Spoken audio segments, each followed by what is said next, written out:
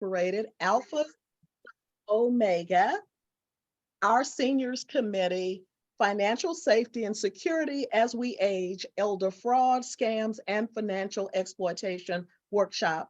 I'm Cassie Gossam, and I serve as chairman of the Our Seniors Committee, which is one of the focus areas of the Empower Our Families initiative for the current international president of AKA, under her program titled Soaring to Greater Heights of Sisterhood and Service. Thank you for taking the time to be a part of this work, focusing on an important demographic of our population, our seniors. And with that, we will have a meditation by Donna Gates and move on from there. Okay, thank you. Thank you, Sarah Cassie. We like to start with just a word of prayer. And we'll begin. Dear Lord, we come before you in love and faith. We thank you for everyone that's gathered here today. And we ask that you surround us with your powerful presence. Thank you for loving each of us and calling us to walk with you and do our work. Grant us knowledge and wisdom. Help us to engage in meaningful discussions. Allow us to grow closer as a group and nurture the bonds of community. Pour out your spirit upon our senior committee today. We start with you and we will end with you, Lord. Let our requests be heard in Jesus' name, amen. Thank you, Donna. Our president will now bring us greetings. Ms. LaShawn Jacobs. Good evening. My name is LaShawn Jacobs, and I serve as the president of the Alpha Kappa Alpha Sorority Incorporated Alpha Xi Omega chapter. We are the first chapter established in the Dallas-Fort Worth area on June 6, 1929. Our chapter is the second largest in the South Central region and one of the largest in the nation. I greet you on behalf of the 865 members who are proud to have a legacy of service in the Dallas community for the past 93 years and counting. Our theme this year is transforming the community with AKAs, ambitious, knowledgeable, amazing service. And as always, that service continues tonight. Assisting and educating the community about elder fraud is necessary as it is a daily problem in our community. We are very honored that you chose to spend this time with us tonight. We hope that this session will be beneficial to everyone in attendance. Welcome on behalf of the Alpha Xi Omega chapter. Thank you. Thank you, Madam President. We are going to move right into our presentation at this time with an introduction of the speaker. Mr. Steve Benton helps older adults avoid the dangers of financial uncertainty and exploitation as the Elder Financial Safety Center financial coach and counselor at the Senior Source. He specializes in complex cases, including fraud, scams, and elder financial abuse. Steve has been active in the financial services industry for over 40 years, including participation on industry boards, business conduct committees, and as a securities industry arbitrator. Steve began his career as an investigator for the National Association of Securities Dealers, now FINRA, and retired as Senior Vice President of ING's flagship broker-dealer Financial Network Investment Corporation, an organization of certified financial planners and other investment professionals. He's a native Dallasite, a TCU grad, and previously had been a volunteer in the Senior Source Money Management Guardiansons program since 2010, joining the Elder Financial Center at its inception in 2014. Our speaker this evening is Mr. Steve Benton. Thank you, Steve, for being here again, and take it away. Well, what a privilege. Thank you very much. A privilege to spend our time together addressing this really important subject. So let me get my screen up here and get this thing rolling. All right, there we go. Everybody see that? Guess we're ready to go. Good. All right. Back when I turned 65, a friend told me, welcome to the metallic age. And I go, metallic age, what are you talking about? And he says, well, that's when you get gold in your teeth, silver in your hair, and lead in your rear end. And so that was kind of some initiative for me to get going and find something to do in retirement and so forth. And boy, did I pick a winner. I volunteered at the Senior Source and then ended up in the formation of this Elder Financial Safety Center, which we'll talk about. You know, the COVID pandemic is pretty much diminished significantly, but the epidemic, the tsunami, if you will, of elder frauds and scams and financial exploitation, it continues to rampage, and it's wreaking havoc upon increasing numbers of victims, and it's causing really heartbreaking losses. And we're going to look at the vulnerability of our senior population here shortly. Here in North Texas, it's surging especially. They've noted that, the statistics and so forth. We recently hosted a meeting at the Senior Source of our local prosecutors that are dedicated to this, and the Adult Protective Services, and a few of the local police detectives that are dedicated to senior cases.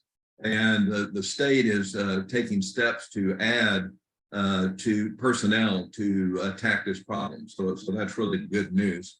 Let me tell you a little bit about the Senior Source. Been around for 61 years. We're as old as the Dallas Cowboys. You've been around that long here in the Metroplex.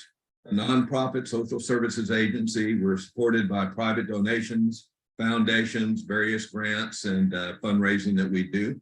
If you're a fan of the ticket, you know George Dunham's a big fan of ours, and he puts on Jug Jam every year. And we just had our fundraiser at the Anatole this last week. Most of you are familiar with elevator statements, and this is our elevator statement: the one-stop shop in the Dallas area for older adults and their loved ones to navigate aging.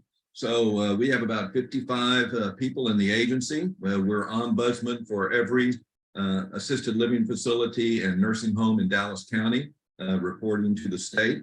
We advocate for all those residents. We have a very robust caregiver support group as people are taking care of their seniors. We are actually appointed guardians by the court for about 193 seniors here in the Dallas-Fort Worth Metroplex, and tremendous volunteer program that we have. So that's basically the Senior Source. And so back in 2014, we formed the Elder Financial Safety Center, and this is a collaboration of 3 entities to address financial exploitation of seniors.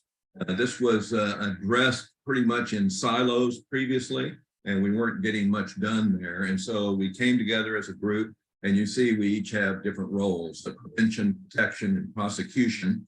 We were able, with our funding, to hire 3 full-time prosecutors and 1 full-time investigator that do nothing but senior cases. And so this has been very effective in addressing that need. You see the protection aspect of it at the probate courts. Because of our funding, there's now full investigations every year of guardians, and we have to remove unfit guardians every year. And so that was not done before. And then you see the role of the Senior Source is in prevention, and a lot of that is education, career services. A lot of late 50s, 60-year-olds are having to go back to work or were affected greatly by COVID and inflation. And so we do a lot of technology training and coaching in terms of finding work. We do financial coaching. We go after the basic needs of our population here in the Metroplex area. We have a good money management group that helps seniors that are struggling paying their bills and so forth. And so we'll be talking a little bit more about that shortly. But part of our education is we put on Money Smart for Older Adults. It's a 4-week course, 2 hours each week, covering the full gamut of aging and finances, end-of-life planning, and so forth. So it is a great program, but that's what the Elder Financial Safety Center is. And so we see the impact of our program. You look over to the right, we've served over 50,000 people since our inception in 2014. We've secured, if you want to say, outcomes, recoveries, benefits that we've over $177 million. Skilled, that really means educated. I guess they wanted to have some alliteration there, but basically over 60,000 people have been in seminars and things like that, you will be added to that number. And as we continue to get the message out, and over 50% of the people that actually call into the Elder Financial Safety Center that we deal with, we've been able to secure some type of improvement outcomes for them financially. So in terms of state benefits, $3.4 million. People didn't know they were eligible for, and we were able to secure. And we're very active in utility assistance. We get money from TXU and from Atmos, and we've done over $1 million in utility assistance to 200% of the poverty level here in the Dallas County and Metroplex area. Okay, this is normally a slide that I use for financial planning and other things. And we're going to focus, of course, on the financial exploitation risk, but we've got to talk about longevity risk. That's what's really going on. And we get the question all the time, will I outlive my money? That's the big concern that he has. But age expectancy continues to rise, and primarily it's due to advances in healthcare. They're doing a much better job of keeping people alive and organs and hearts and things like that. The decline of smoking, it was a big improvement, the more focus on fitness. So very frankly, people are living longer in that, so our money has to last longer. And so we won't spend any time on investment risk. So there's a lot of that going on right now. Inflation risk, it's really funny. I've been doing these talks for several years now, and I used to have to convince people that there was inflation because they didn't really feel it. And now I don't have that problem. Everybody has experienced real inflation now. I used to say, how many of you remember 26-cent gasoline? And of course, the baby boomer generation, of course, remembers that. Then the healthcare risk, you never know what's going to happen with you personally and your family and so forth. But it's really the financial exploitation risk is what we're going to be talking about here tonight. We've got to talk about the baby boomers. They're the big thing that's going on and affecting so many different things. They've affected everything from diapers to schools to housing, college as they've grown up. They've been consumers extraordinaire. A lot of people don't realize that the GDP of the United States, 70% of that is consumption, consumers buying things.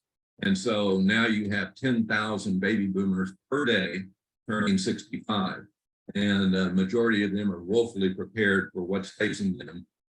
And you see the stats there that at 65, the average life expectancy is to 85. If you reach 65, you got better than a 50% chance to live another 20 years.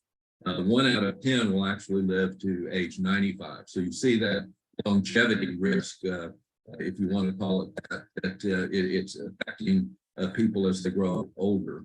The average savings and investment of the baby boomer is only $202,000, which if it's got to last 20 years to offset their Social Security shortfall and so forth. The average Social Security check for all baby boomers is $1,692. So the youngest baby boomer is turning 59, the oldest is 77, and again, they've affected everything as that bulge in the python, if you will, has moved down the timeline, and now we're getting toward the tail end. And 50% will reach 85 in 20 years, as I said. So again, what's interesting about the baby boomers, this is the first demographic reaching retirement still owing mortgages. This has never happened before. But again, baby boomers were ultimate consumers. They love to spend money. And when Texas opened up home equity, we were the last state to allow that. We took advantage of it, and we loved our things that we bought, our Suburbans and everything else. But now, as they've aged, we've got significant problems out there. So I'm going to spend a little bit of time talking about this because it has big impact. The 65 plus demographic is the fastest growing, which you would expect because of all the baby boomers coming into that. And you see the growth that's coming. You see what happened between the 10 years of 2009 to 2019. By 2040, nearly 81 million will be over 65, which will be nearly 22% of the population. So that's a big chunk of people that are no longer working and so forth. 85 plus will actually experience a fourfold growth. So that shows you people are going to be living longer, and we're going to look at the consequences of that.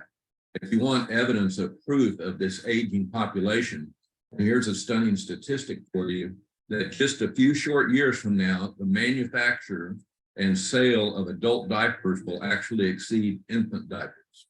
So think about that, and let that sink in if you want to use a bad pun there, but it's coming.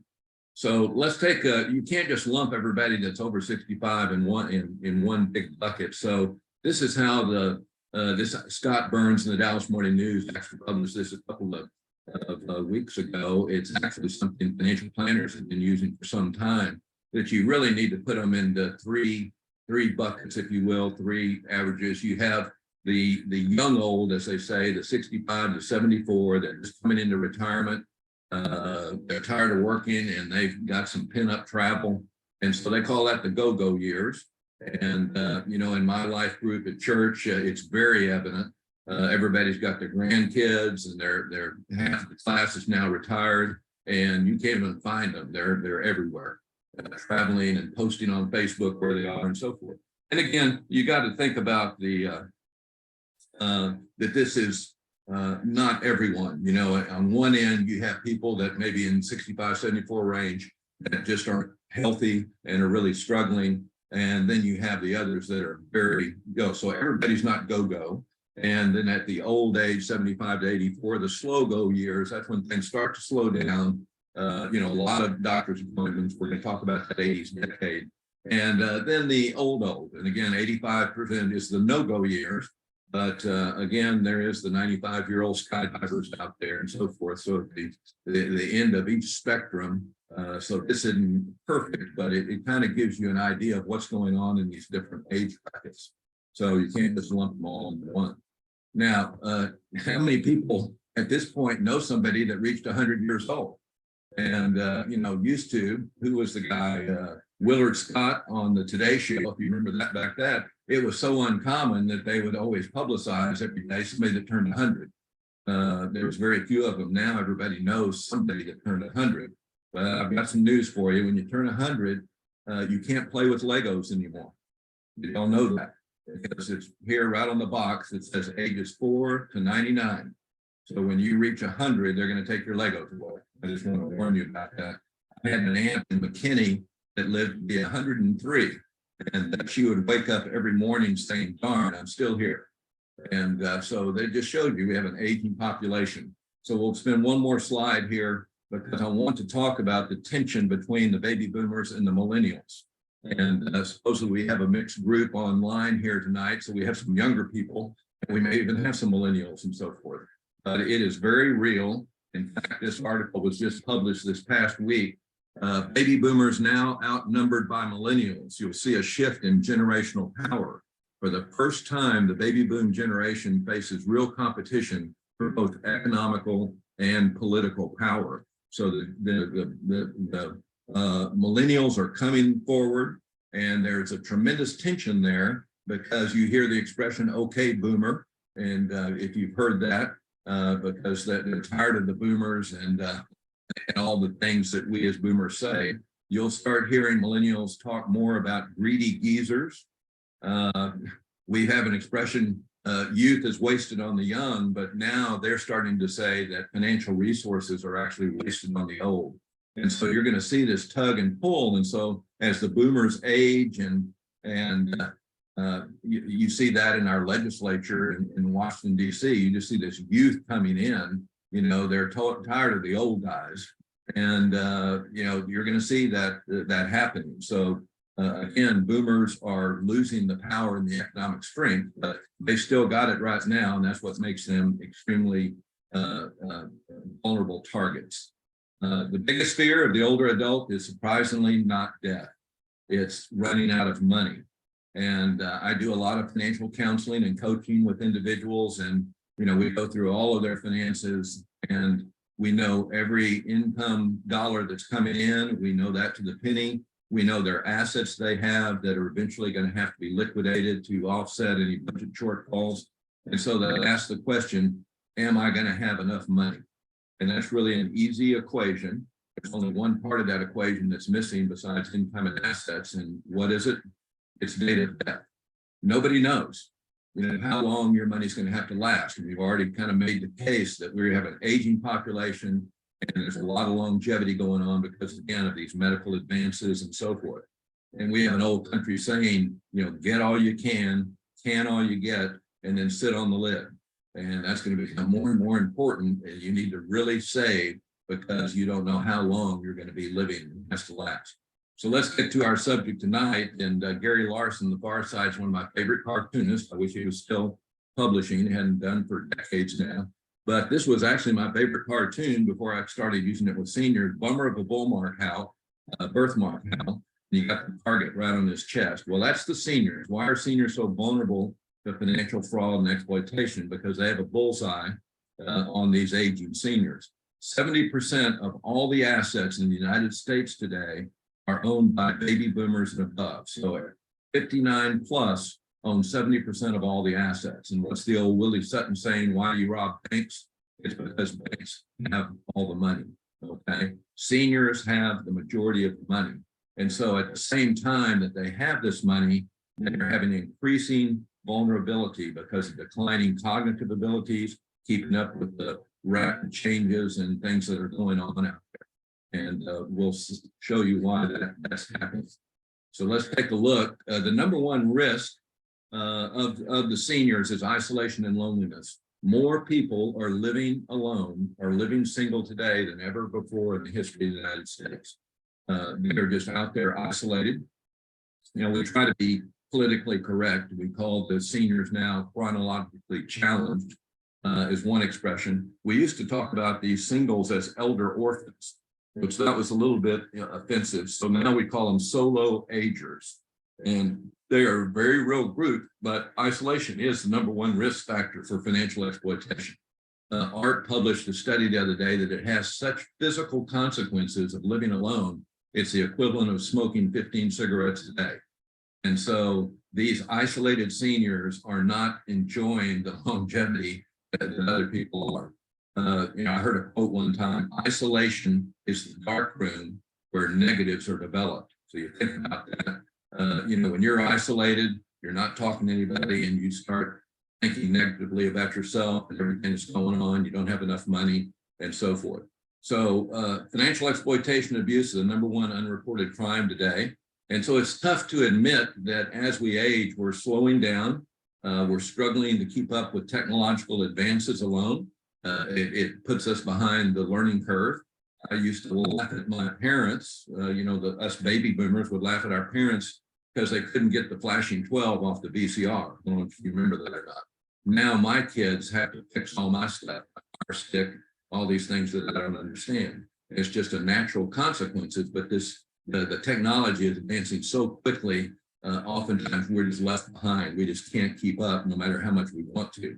So we're easy targets as scammers, as seniors. We struggle online. We're opening, think about this, we're opening dangerous portals into our home, and we're letting people into our home through the computer that we would never let in the front door. And so we are having conversations, relationships, people we've never met in our life, and it makes us easy targets for scams. Facebook and other social media and so forth. We talk about that. We have a saying at the senior source: if you thought taking dad's car keys away was troublesome, wait till you try to take away his computer, because they've gotten so used to using that as their social outlet and so forth, and that's where they get into a lot of trouble. And so we'll talk about the cognition issue here shortly.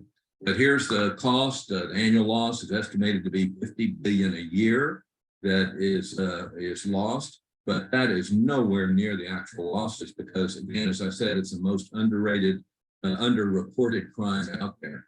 And mostly that's because of embarrassment, shame that it's happened to them. But we'll see here shortly, it's even fear to report these things. So let's talk about cognition. Here's the statistics that'll really wake you up.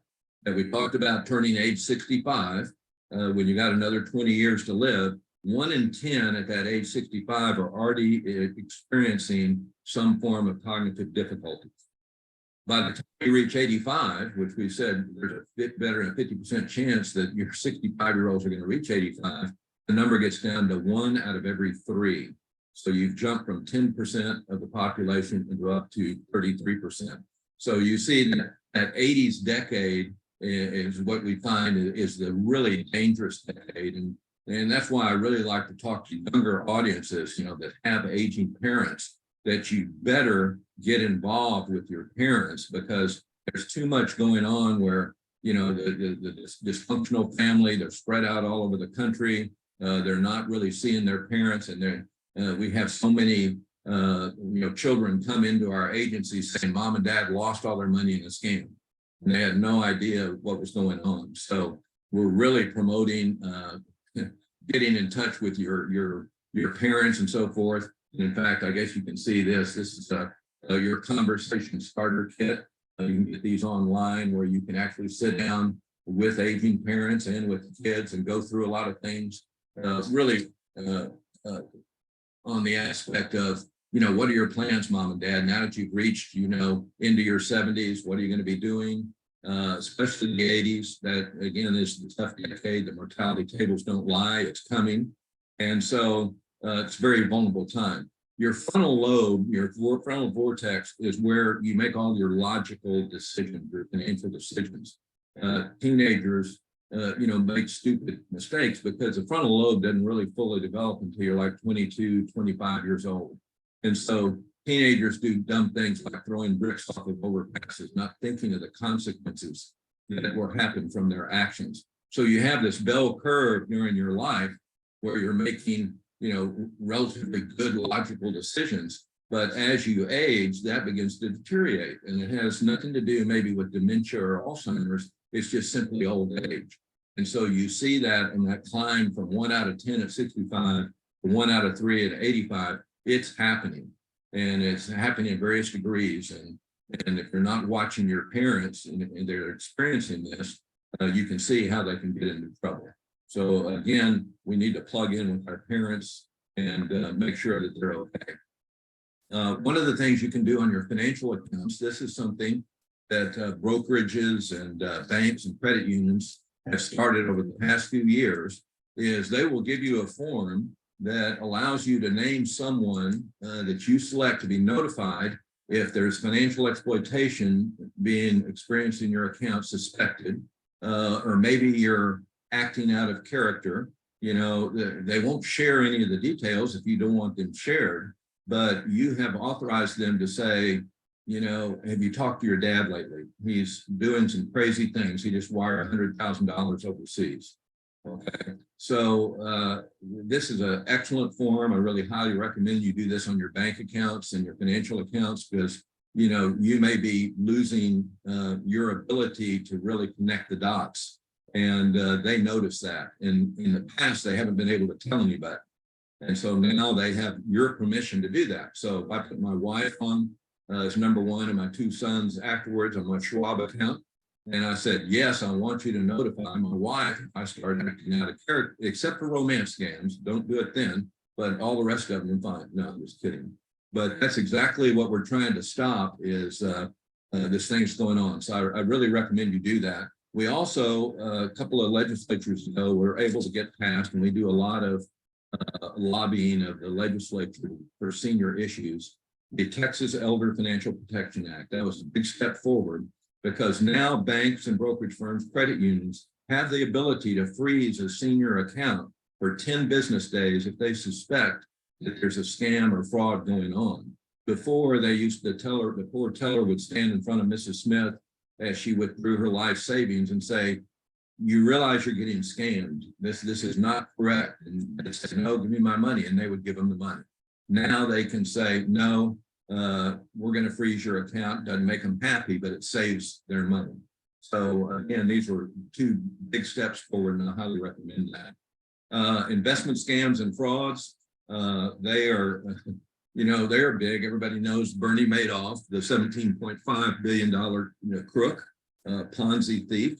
And we had our own here in the Metroplex, Doc Gallagher, famous for his Saturday morning radio. He was one of our first referrals back in 2015 over to our DA collaborators, and they were able to get a case against him. He's now in prison. We got a 25-year sentence. Tarrant County came in behind us. and changed that to life.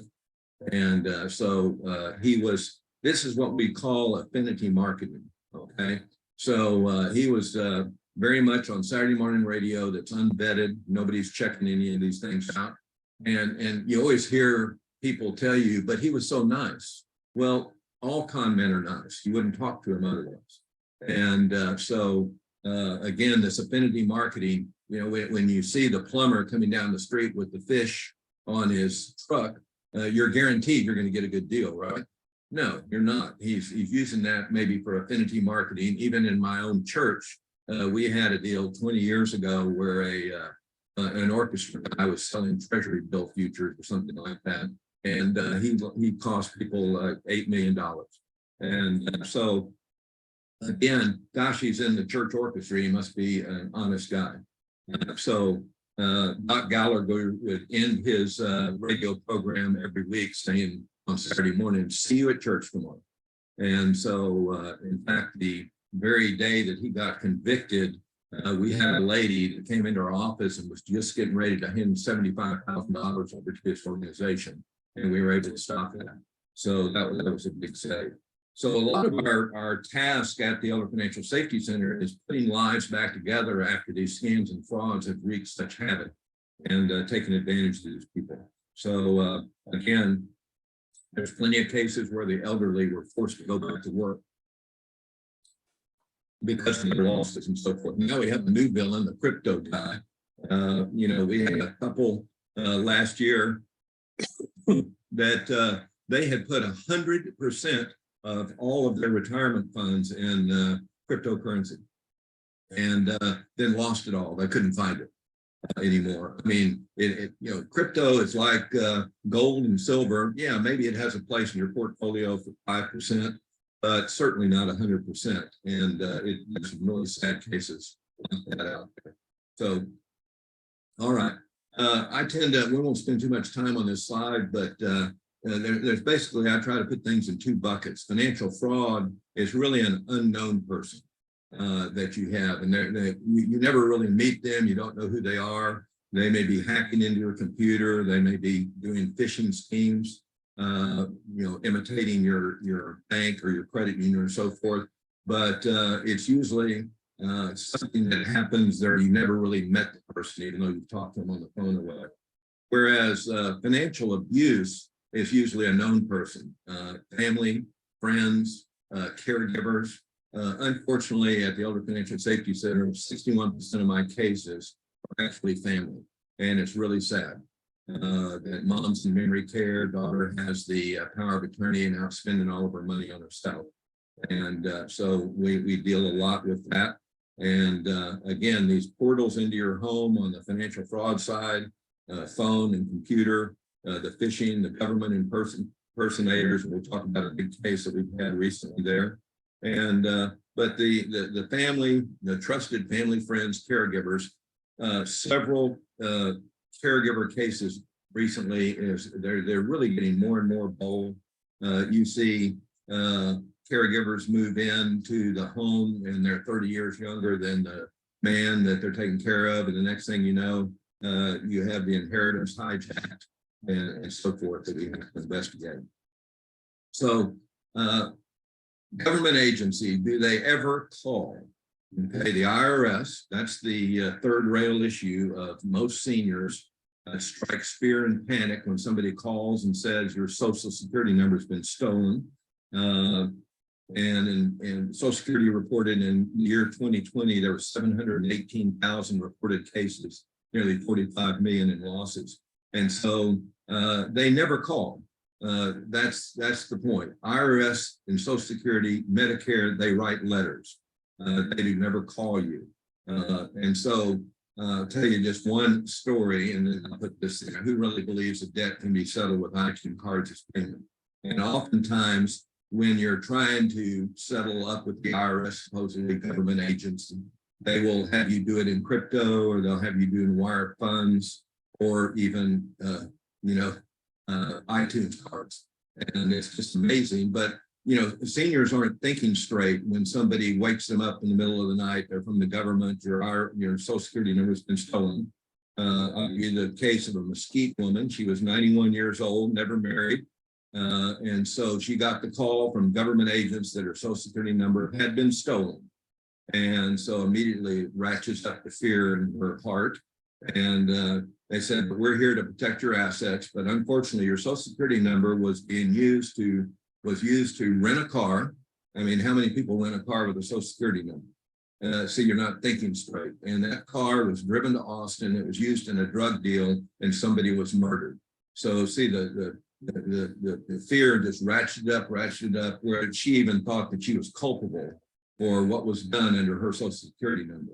And so the government agent says, we're going to protect your assets. We're going to give you a new Social Security number, and we're going to give you some new bank accounts to put it in. And so she proceeded over the next 8.5 months to ship over $220,000 in cash in FedEx boxes all over the country where they told her to send it, always being assured that they were protecting her money and would be giving her a new Social Security number shortly. And she even kept every one of her FedEx receipts, shipping receipts, over $5,000, because she was sure they were going to reimburse her for all that transfer of funds. So that was right as COVID broke out the summer of 2020.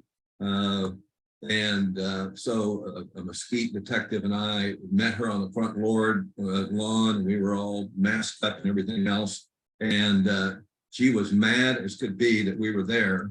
She wasn't mad that she was being scammed. She didn't believe that. She was mad that we had found out about it, because she did not tell anybody but her great niece, who happened to call us. And we were able to finally convince her. It took a long time, but we were able to save her last $123,000 before she shipped off. So these are real life stories, and it's just incredible, the money that's being shipped around the country like that. So basically, asking to be paid by gift cards is always a scam. So always say no. It never is an answer to anything. Here's a slide we've started using. Don't take the call, make a call. This is when we really focused on phones. Now we've got to focus more on texting, because the texts are now coming in to everybody's iPhones and so forth. But there is no reason whatsoever that a senior should be answering the phone unless they know who it is. Very frankly, they should never answer the phone. Let things roll to voicemail, let things roll to the answering machine if they still got a landline, but never take the call. You can always call them back if you recognize it. 90% of all scammers don't wait around for the messaging. They go on, they want a live voice, and so they hang up and move on. And so you're already eliminating 90% of your scam calls just by not answering the phone. But once they get you on the phone, they are professional, they are good at this, and they're very convincing and so forth. And so don't take the call, make a call. So if it's supposedly your bank saying your bank account has a problem, then hang up, don't take the call. If it's just a message, just hang up and get the number off your bank card, credit card, whatever's in your wallet, and call that 800 number. Don't call the number that they've given you. We had a case at Chase the other day where, they invaded the computer and said, oh yeah, we're Microsoft, but I'll tell you what, they got into your Chase account. I'm going to connect you to the Chase fraud department. And of course, it's just another scammer. And she proceeded to send money just like that Mesquite lady and so forth.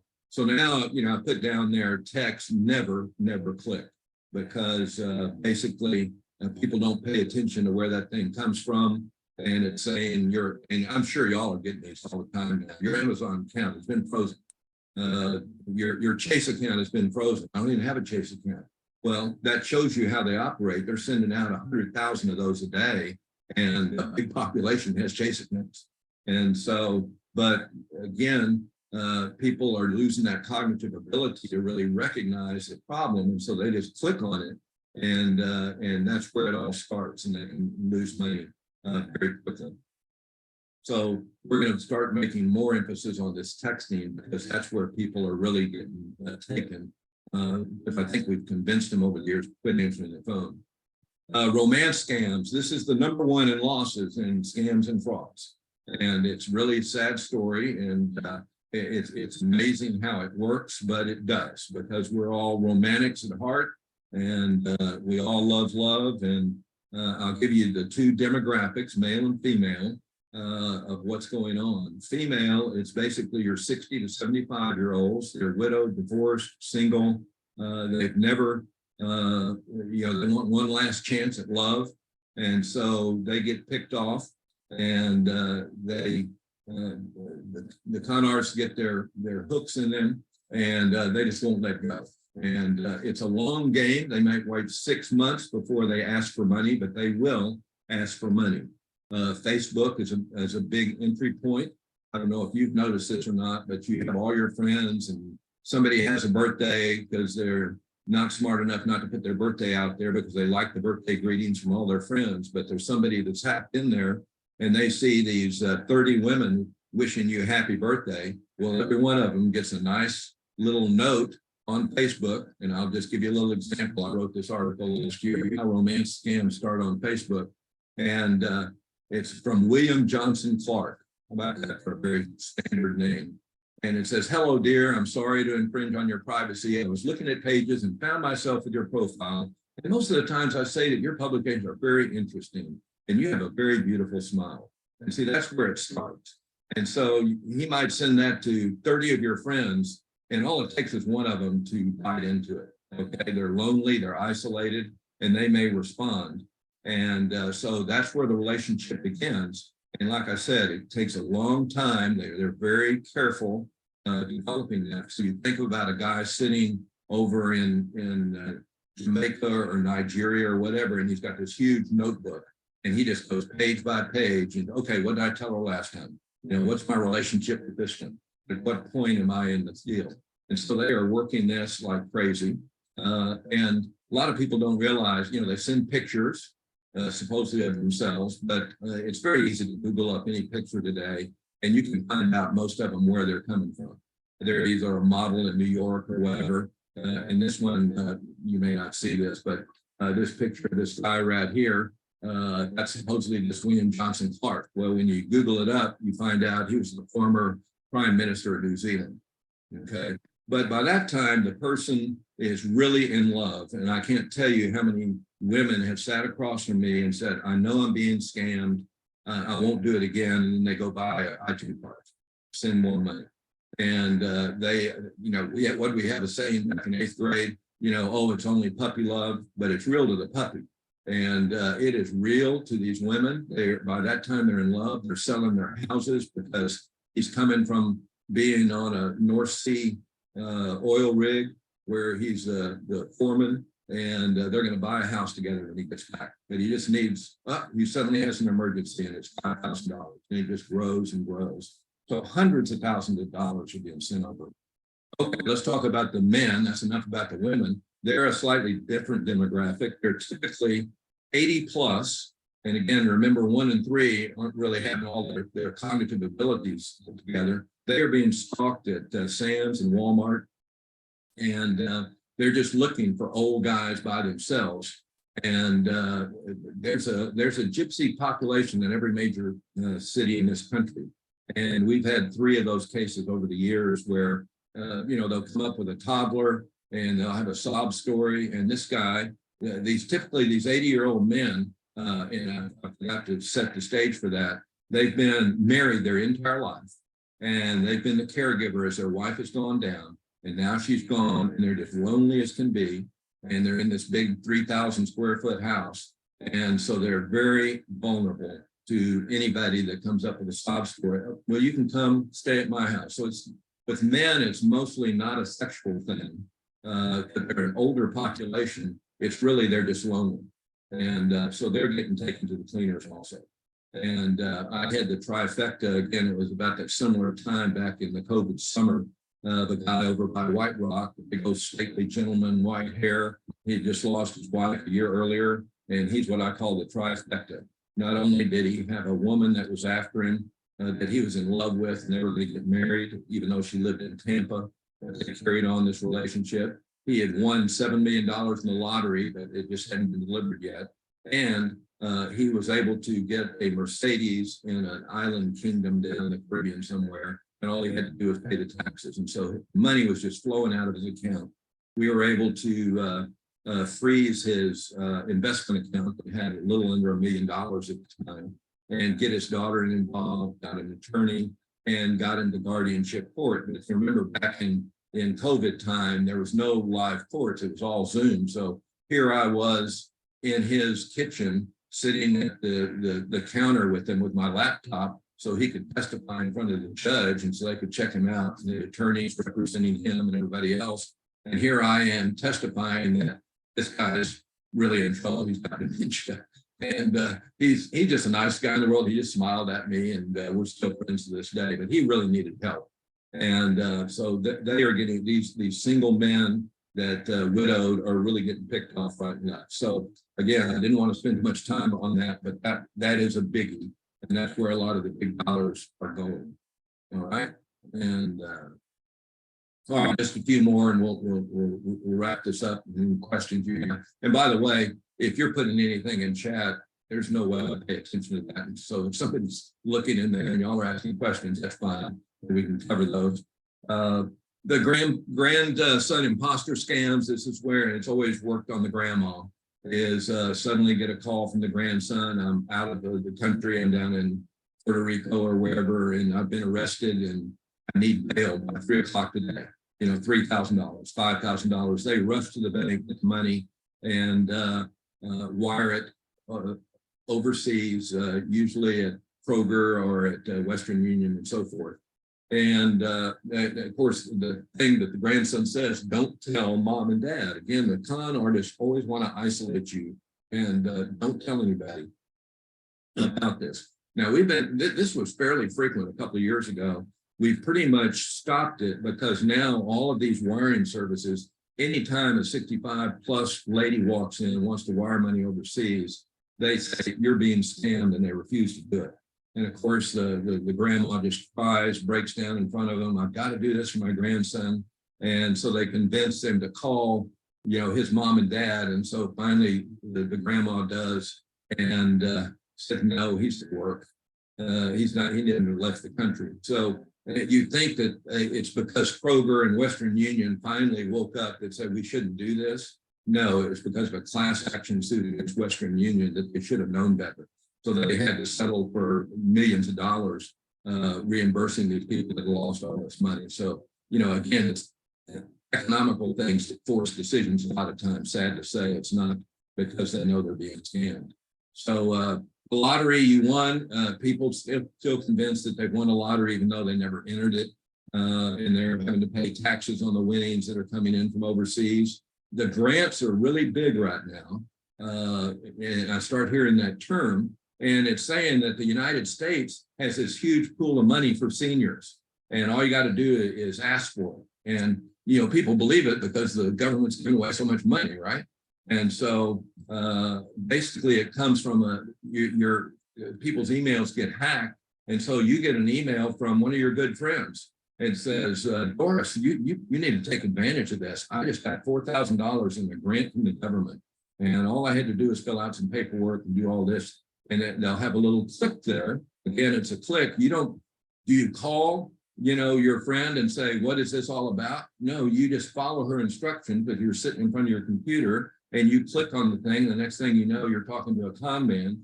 And of course, she never got any money, but you don't check things out. And it's just like the phishing scheme. And let me give you a perfect example is my CEO, Stacy. She asked me to do things and help board members and all this all the time. Well, I'm sitting here watching a movie with my wife one night, and I get an email from Stacy, and she says, will you do me a favor? I need a favor. Well, of course, what do you do with your CEO? You respond, yeah, let me know what's going on.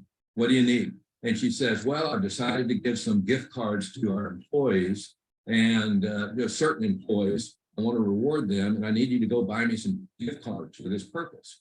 And I said, and the minute they said gift card, well, my response back was immediately, yes, I'll do you a favor. And then the minute that it was gift cards in the next email, I knew it was a scam. But as I was watching the movie, I decided to just play along. And so we went through the whole process. And he says, yeah, just how much money?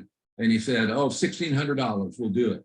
And I said, well, you know, my direct deposit, my payroll, just send the money over there and I'll go buy the car. No, I need you to buy gift cards. And I said, okay, I'll go do that. And he said, now make sure you scratch off the numbers and read those numbers out to me and in the email. And so what I did is finally I waited until the next day. He said, did you do it? Did you do it? I said, yeah, but Stacy, I thought it'd be better if you're going to give people gift cards to do a little thank you note and just put the gift cards in it with it. So I bought all those gift cards and I put it on your desk. And of course, I never heard from them again. But it just shows you how easy it is to get scammed because I'm used to dealing with her all the time. But the minute that gift card was brought up, it was a scam for sure. So that's what you got to watch out for. Okay, know the indicators of financial fraud and abuse. A lot of times people aren't watching, you know, there's so many seniors that are living alone. They don't have family. They chose not to have family or they're disengaged from their family. When I do financial counseling, it just breaks my heart when I try to probe where's the family. And I said, well, tell me about this daughter. Well, I haven't talked to her in 25 years. And you go, how could that be? But it's the reality of our society today. And so there's just, so these seniors are alone, they lose ability, their utilities get cut off, and that shows that they're in trouble and so forth. The inheritance hijacking is very critical. Again, the children are disengaged. They're far away in different parts of the country. And next thing you know, the caregiver has had all the documents changed and inherited the house and so forth. So we fight that quite constantly. Identity theft, again, I'll finish up here because I don't want to take up all your time. And if there's any questions, identity theft is out there. It happens. Basically, you know what that is. But if you're a victim, we help you through what needs to be done. And here's the different things that are done. A lot of the people now, especially seniors, are just freezing their credit. Okay. That's one way you can stop, especially if you're in your 70s or 80s, you're not going to buy a house, you're not going to buy a car, well, and, you know, and get a loan. If you're not going to be borrowing any more money, you don't need any more credit cards, then go ahead and freeze your account. And so a lot of seniors are doing that. It's a little unwieldy to get it unfrozen, but it's, by that time you forgot your passwords and everything else. But that's what we recommend to the, you know, the older seniors that don't need credit anymore. Just freeze it. Power of attorney, the reason I put this slide up here, sword or shield, it can be used to protect you or stab you in the heart. This is a big part of my cases. Again, I use the example of mom and memory care and the power of attorney out spending the money. But I'll tell you, in one of the first cases back, this goes all the way back to 2014 when we started, man never had any children. He was getting ready to go into some series of difficult surgeries that involve him being operated on, going to rehab, coming back, getting another operation. It's going to be a 3-month ordeal. And his big concern was, who's going to pay my utility bills? Who's going to feed my dog? Okay. So he had nobody. And so he reached out to a nephew, gave him a full general durable financial power of attorney. And of course, when he got out, this is real life story. His house was gone. It had been sold. All of his investments were gone. All of his bank accounts were gone. Nobody knows where the dog is. And of course, the nephew's gone.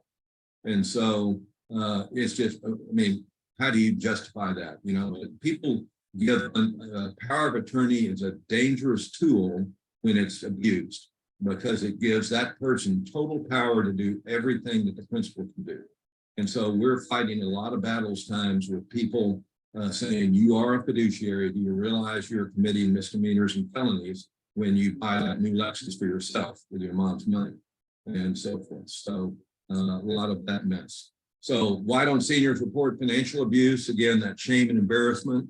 Maybe it's loyalty to a family member, a caregiver, the fear of retaliation, the dependents. You know, this is the only people that are taking care of them. They may be being abused. You know, we work very closely with adult protective services.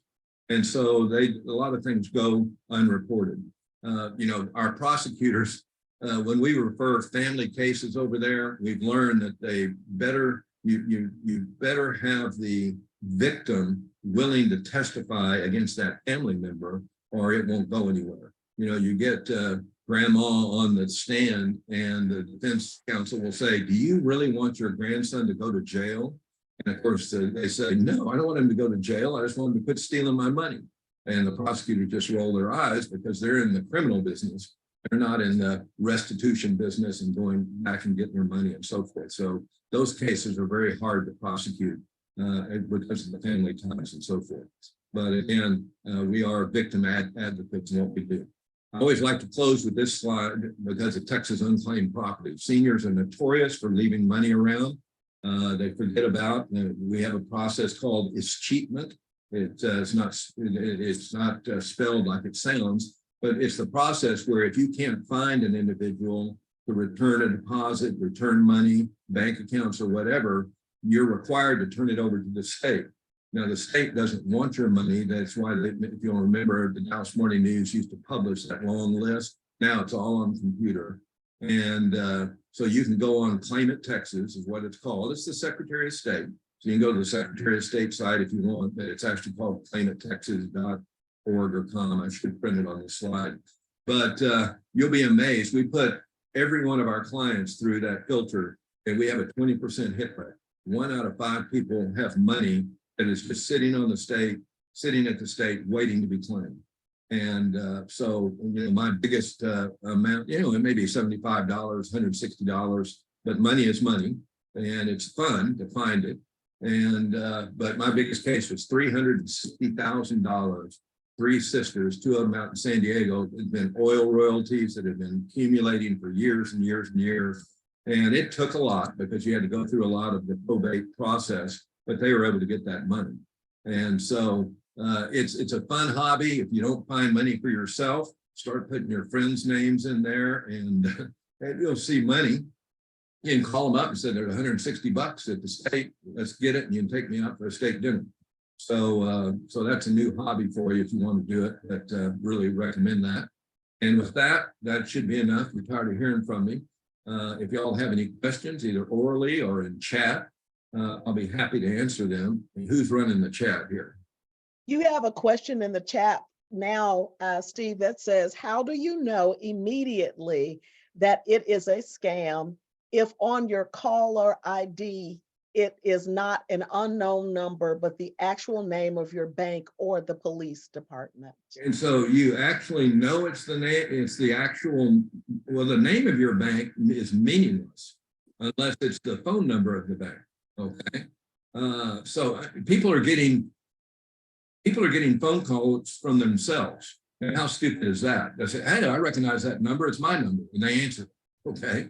So any number can be there. So the whole point of do not take the call, because it can always roll to voicemail. And if it's important, you'll call them back. But 90% of the scammers are just going to hang up and move on. All right. So you're really, by answering the phone, you're really exposing yourself. If you really think there's a bank problem, if that's really got you hot and bothered because of what was just said, then get your card out and see what the bank's real number is and call them. Do not call the number that they leave for. It's as simple as that, because it'll say Chase Bank and it'll look like Chase Bank. Okay. But don't click on it and don't call that 800 number or whatever. That makes sense?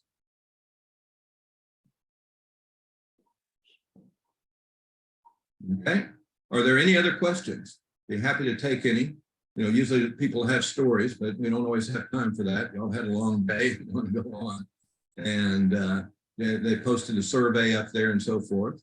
And so I've really enjoyed being with you tonight. And there's my contact information. If you want a copy of this presentation, I'll be happy to send it to Cassie, and she can distribute it in some way or another. And we can do it that way. And with that, anything else? Thank you. As you can see now, Steve, thank you so much again. The presentation, you're getting some very positive comments, but the actual survey link is in the chat. And if you have your phones, you can scan the QR code that's showing on the screen right now. And we'll leave it up for a few minutes. Before we move on to talk further, Steve, I'll make sure that they get that presentation and we can load it in our chapters Dropbox for future reference as well. And we want to thank you so much for being here and agreeing to do this. And it sounds like you said to me that it is something that you do all the time. And so, Karen, if you will you can you scan the QR code?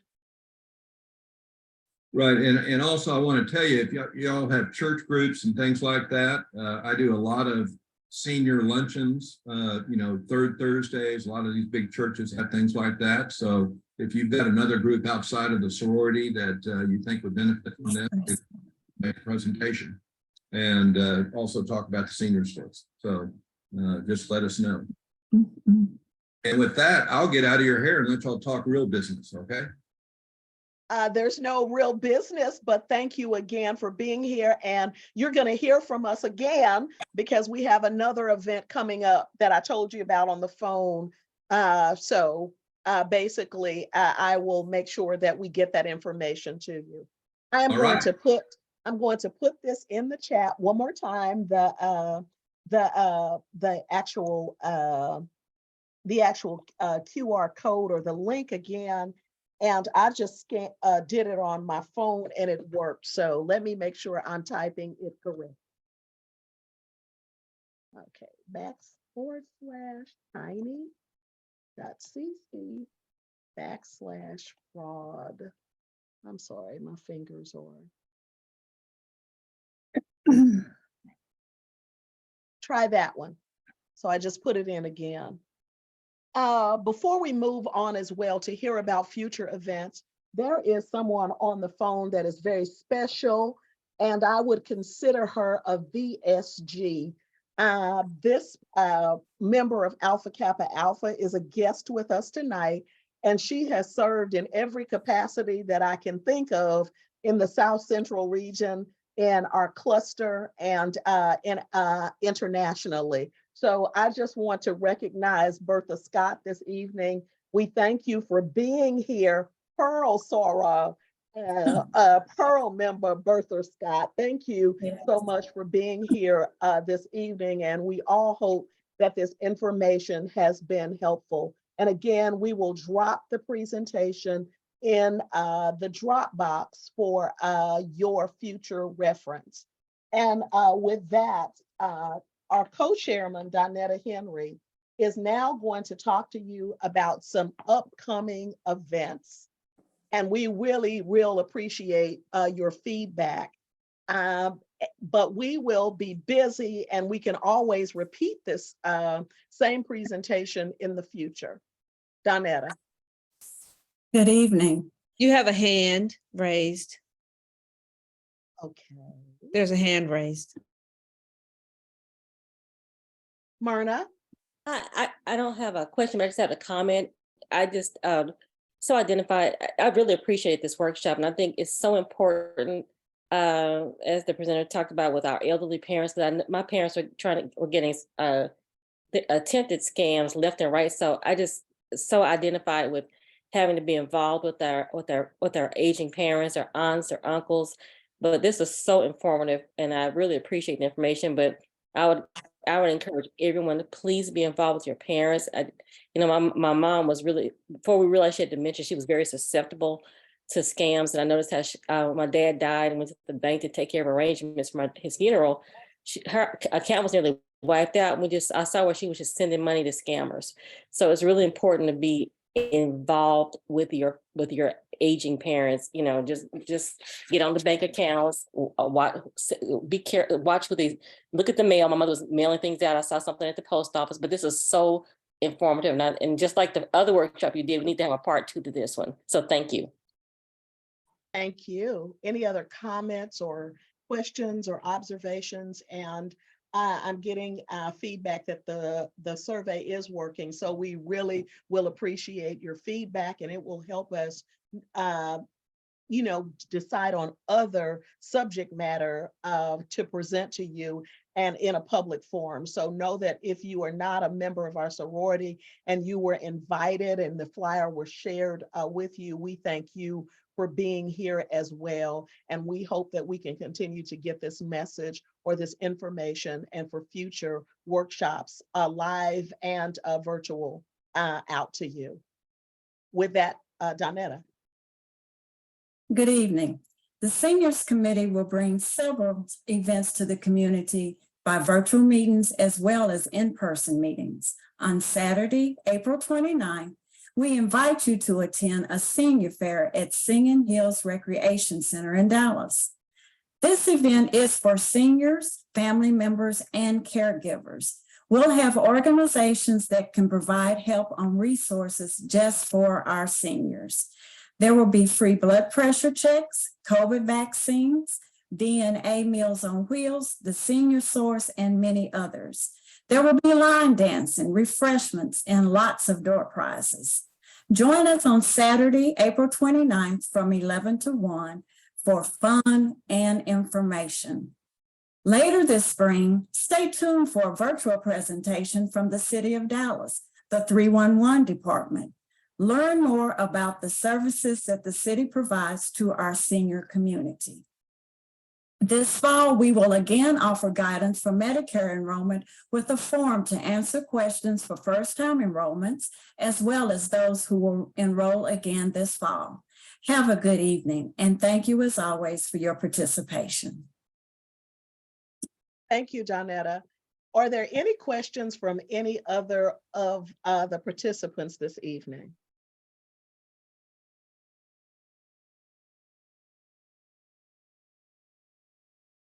So with that, I will now close the evening. And again, thank you for your participation and your support of Alpha Kappa Alpha, Alpha Xi Omega chapter, as well as the Our Seniors Committee. We'll close with remarks from our Vice President of the chapter and the Chairman of Programs for the chapter, Ms. Rosemary Bolden. Good evening, everyone. Thank you, Mr. Steve Benton, for assisting us to help our seniors navigate their life by sharing a wealth of knowledge. We appreciate you. To Chairman Cassie Gossam and Co-Chairman Donetta Henry and Donna Gates, you all planned well. You did good. We have pertinent relative information that we can use starting today to protect our seniors. Thanks to everyone who chose to attend, and good night. Good night, everyone. Good night. Good night, everyone. Great job.